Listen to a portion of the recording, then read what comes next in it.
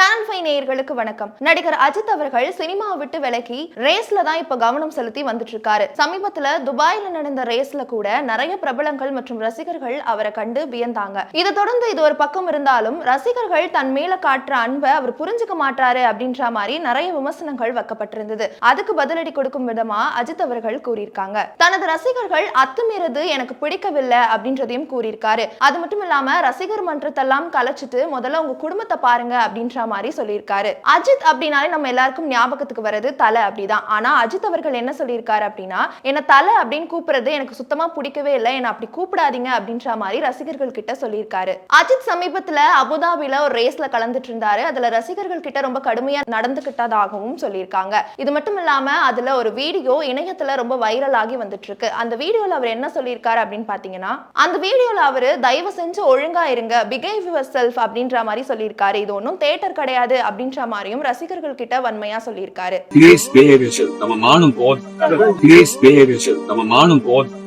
ரசிகர்கள் தன்னுடைய உற்சாகத்தை வெளிப்படுத்துவது நான் புரிஞ்சு கொள்றேன். ஆனா சமூக வெளியில சமூக இடங்கள்ல இந்த மாதிரி நடந்துக்கிறது எனக்கு சுத்தமா பிடிக்கல அப்படின்ற மாதிரி ரசிகர்கள் கிட்ட சொல்லியிருக்காரு. இதை பத்தி நீங்க என்ன நினைக்கிறீங்க அப்படின்றத கமெண்ட்ல சொல்லுங்க.